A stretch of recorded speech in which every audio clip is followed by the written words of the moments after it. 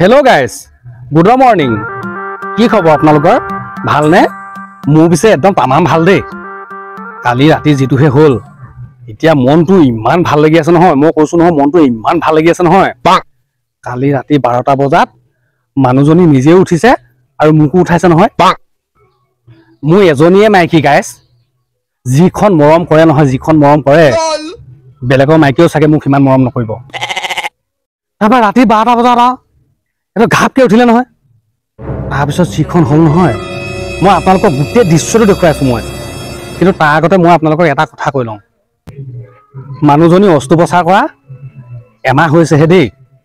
ভালকে তাই আৰোগ্য হোৱাই নাই আৰু খোজকাঢ়ল ভালকে কাঢ়িব পৰাই নাই। তাতে তাই কৰিছে সেইখন। এতিয়া আপোনালোকে দৃশ্যটো চাওকচোন কি হ'ল।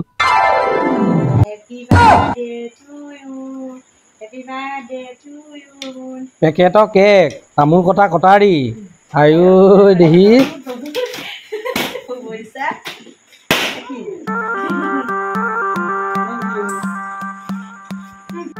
আজি ভাদ মাহৰ 1 তাৰিখ। আজি দিনটোতে বোলে মই বোলে হেনো জগিছিলো হেনো। মই পিছে গম নাপাওঁ বাৰু, পিছত কোৱাহে শুনিছো। আৰু এটা কথা গম পাইছে নাই আকৌ, এই আমাৰ সৰু বাইদেউ আজি দিনটোতে জগিছিলে হেনো। তাইকো আপোনালোকে শুভেচ্ছা দিব দেই।